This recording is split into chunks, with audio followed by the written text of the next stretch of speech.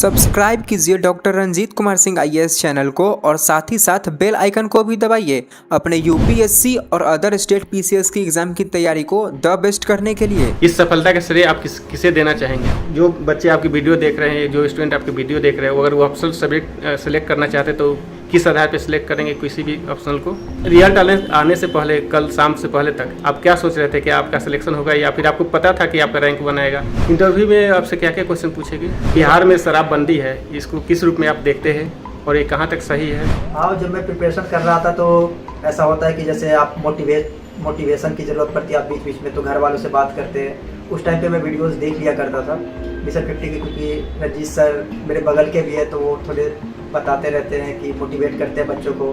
फिर जैसे कोई टॉपिक होता है जो मुझे बिहार स्पेशल का करना होता है, इसमें बिहार का, तो फिर मैं थोड़े उनके वीडियो या फिर अलग से भी थोड़े लेकिन मैं ऐसे वीडियोस देख लेता था।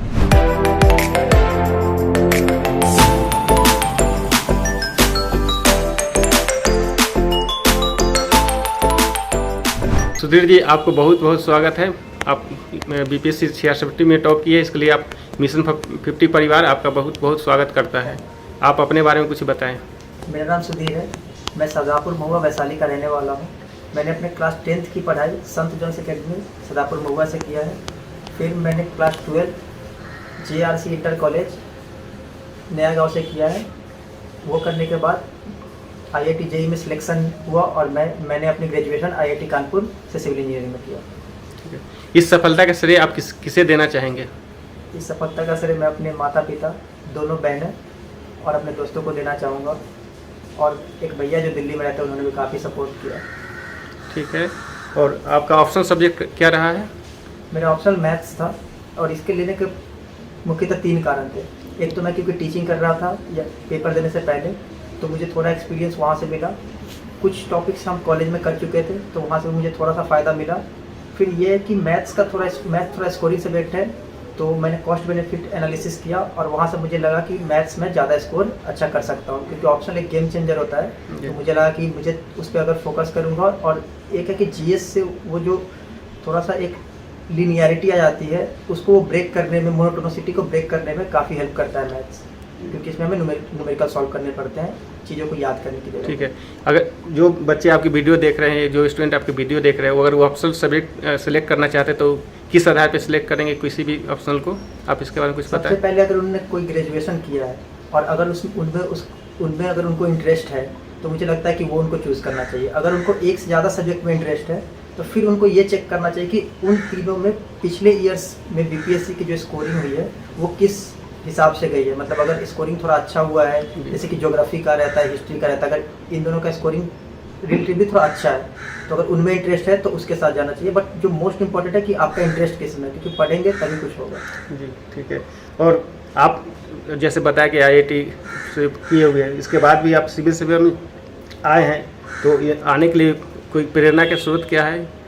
प्रेरणा का स्रोत है कि माता पिता भी चाहते थे कि सिविल सर्विसेज में जाऊँ, लोगों की थोड़ी सेवा करूँ, क्योंकि ऐसे कुछ और कंस्ट्रेंट है नहीं मेरे पास, तो मैं जितना दे सकता हूँ लोगों को मैं चाहता हूँ कि उतना दूँ और बिहार के लिए कुछ करें। कोई दिलचस्प यादें जो आप बताना चाहेंगे? 2 दिलचस्प यादें हैं। एक तो जब मैं IIT में सिलेक्ट हुआ था तो बहुत खुशी मिली थी, और एक अभी जब रैंक 1 आया तो ये तो शॉकिंग टाइप से था, क्योंकि पता नहीं रहता है कि क्या होने वाला है, तो ये काफ़ी शॉकिंग। अच्छा, रिजल्ट आने से पहले, कल शाम से पहले तक आप क्या सोच रहे थे कि आपका सिलेक्शन होगा या फिर आपको पता था कि आपका रैंक 1 आएगा? ये रैंक 1 का तो पता नहीं, बट थोड़ा सा लग रहा था, क्योंकि मैथ्स का पेपर मेरे 12 में से 11 क्वेश्चन पूरे सही थे, मतलब ऐसा था, और एक में भी थोड़ा सा गलत हुआ था। ऑप्शनल इतना अच्छा गया था, मुझे लग रहा था कहीं ना कहीं लिस्ट में जो 600 लोग हैं उसमें कहीं आ सकता हूँ, बट ये रैंक 1 आना ये तो कोई नहीं बता सकता। बट थोड़ा सा था कि हाँ कहीं पे रैंक में आ सकता। मतलब आपको भी अनुमान नहीं थी कि आप रैंक 1 पे आएंगे? वो तो काफ़ी शॉकिंग था, मतलब सरप्राइजिंग था वो। बधाई हो बहुत। और इंटरव्यू में आपसे क्या क्या क्वेश्चन पूछेगी? इंटरव्यू में सबसे पहले कोरोना से उन्होंने क्वेश्चन पूछे, तो फिर उसके बाद शराबबंदी पे क्वेश्चन पूछा कि इससे फ़ायदे क्या हैं बिहार के लिए और नुकसान क्या है, तो फिर मैंने बताया। फिर उन्होंने हॉबी से क्वेश्चन पूछा, तो मैंने हॉबी क्रिकेट खेलना और देखना बताया। उस पर उन्होंने डकवर्थ लुईस से क्वेश्चन पूछा, जब बारिश होती है तो वो जो रहता है। उसके बाद उस टाइम इंडिया थॉमस कप जीत के आई थी इंडोनेशिया को हराकर, तो वो बैडमिंटन पे शिफ्ट हो गया, और उन्होंने उसके बाद सिर्फ बैडमिंटन से ही क्वेश्चन पूछे, तो जिसमें मैंने 4-5 में से 2-3 आंसर दिए थे, क्योंकि बैडमिंटन में मेरा हॉबी नहीं था। और बिहार में शराबबंदी है, इसको किस रूप में आप देखते हैं? और ये कहाँ तक सही है और बिहार के प्रगति में इसका क्या योगदान रहेगा, है और रहेगा? नहीं, इसके दोनों पॉजिटिव और नेगेटिव दोनों है। जैसे कोई भी लॉ आता है तो थोड़ा पॉजिटिव और नेगेटिव दोनों एंड से हमें देखना चाहिए। तो यही क्वेश्चन उन्होंने भी पूछा था, तो मैंने बोला था कि जो पॉजिटिव्स है वो एक है कि जो वायलेंस हुआ है वो थोड़ा कम हुआ, जो डोमेस्टिक वायलेंस होता है वुमेन के अगेंस्ट में। दूसरा हुआ कि जो पैसे वो थोड़े से बच रहे हैं, लोग सेव कर रहे हैं, क्योंकि हम दारू पे जो उड़ाते थे, हम देखते दिन भर काम किया फिर शाम को पी के घर पे आते हैं लोग, तो ये हुआ था। लेकिन इसमें क्या, एक तो सरकार का टैक्स जा रहा है, जो टैक्स आना चाहिए था, एक इनकम का सोर्स जो मेजर होता है वो नहीं मिला, तो एक लॉस है। और दूसरा ये कि ब्लैक मार्केटिंग अभी भी कहीं ना कहीं हो रही है, तो अगर इनको बंद कर दिया जाए तो, और अगर गवर्नमेंट किसी दूसरे सोर्स से अगर इनकम कर पाए, इसको मैनेज कर पाए, तो मुझे लगता है फिर शराबबंदी अच्छा है। नहीं तो इस मामले में नीतीश सरकार की बहुत मतलब वाहवाही होती है कि मतलब इस चीज़ को लागू किए हैं और महिलाओं के लिए भी अच्छे माना जाता है। सर, महिलाओं के लिए तो ये फ़ायदेमंद है, क्योंकि जो डोमेस्टिक वायलेंस था वो तो कम हुआ है कहीं ना कहीं। आपका फ्यूचर प्लान क्या है, अब से क्या रहेगा और किस तरह से आप अपना योगदान देंगे? अभी तो यूपीएससी पे थोड़ा फोकस करना है, क्योंकि फ्री हो रखा है, तो उसका मेंस देना है और उसके बाद देखते हैं क्या रिजल्ट आता है। और वैसे मैं बिहार को सर्व करना चाहूँगा, अगर यूपीएससी बिहार कैडर अगर मुझे मिलेगा, अगर मेरा कुछ ऐसा रैंक आता है तो मैं बिहार को सर्व करना प्रीफर करूँगा। तो आप जो आपके इंटरव्यू देख रहे हैं जो स्टूडेंट है उनको क्या संदेश देना चाहेंगे और आपकी रणनीति कैसी रही जो आप रैंक 1 प्राप्त किए हैं, ये थोड़ा बताएं मुझे। रणनीति ये थी कि मैंने बहुत ज़्यादा बुक रीडिंग पे फोकस किया, फिर उससे मैंने खुद के नोट्स बनाए, फिर मैं नोट्स को और समराइज करता था और आंसर्स लिखता था।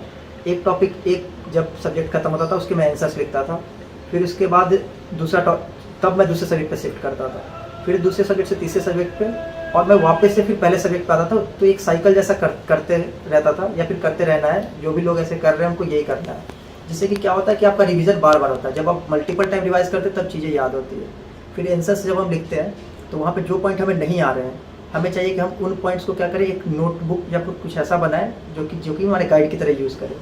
फिर हम दूसरी बार आंसर्स उन्हीं क्वेश्चंस को या फिर उन्हीं के आसपास के क्वेश्चंस को क्या करेंगे, हम फिर से लिखेंगे। फिर वहाँ से क्या होगा, हम देखेंगे जो पॉइंट्स मैंने गाइड्स में लिखे थे या फिर जो नोटबुक में मैंने लिखे थे, उसमें से अब इस बार मुझे कितना याद आ रहा है। ऐसे 3-4 बार करेंगे तो वो जो नोटबुक है वो पतला होता चला जाएगा, और लास्ट में ऐसा होगा कि 2-3 पेजेस का रहेगा वो नोट्स, जो कि हम पेपर से जस्ट पहले देख कर और जाकर पेपर दे सकते हैं। तो एक तो ये किया। दूसरा कि स्टैंडर्ड बुक्स मैंने पढ़े, एनसीईआरटी पढ़ा जो नॉर्मल लोग करते हैं यूपीएससी की तैयारी में, और उसके अलावा जो बुक्स का नाम बताएं। दूसरे स्टैंडर्ड बुक है, मैंने लक्ष्मीकांत पढ़ा था पॉलिटी के लिए, और स्पेक्ट्रम हिस्ट्री के लिए, और ओल्ड एनसीईआरटी पढ़ा था हिस्ट्री के लिए जो पुरानी वाली है, तीनों। और उसके अलावा मैंने नितिन सिंघानिया सर की पढ़ी थी इकोनॉमिक्स उनकी आई है, और आर्ट एंड कल्चर, ये दोनों मैंने नितिन सिंघानिया सर से किए। बट आर्ट एंड कल्चर या फिर जो हिस्ट्री के क्वेश्चन आते हैं वो बीपीएससी में थोड़े लिमिटेड रहते हैं, तो वहाँ पे आप रिसोर्सेज को लिमिट करके काम चला सकते हो। उसके अलावा मैंने विजन का मेंस 365 पढ़ा था, जिससे कि मुझे वो करंट अफेयर के क्वेश्चंस लिखने में आसानी हुई। और बाकी तो पॉलिटी और इकोनॉमिक्स वहाँ से होता था, और साइंस एंड टेक थोड़ा सा यहाँ पे बेनिफिट मिला क्योंकि टेक्नोलॉजी से हो, तो वो समझ में चीज़ें ज़्यादा आती थी, तो वहाँ से साइंस एंड टेक में बेनिफिट मिला। और ये है कि मैं यही बोलना चाहूँगा कि बच्चों को कि हिम्मत ना हारें, रिजल्ट तो होते रहता है, किसी को पता नहीं था कि उनका रैंक क्या आने वाला है। मेहनत करते रहे, आज नहीं तो कल रिजल्ट तो आएगा ही।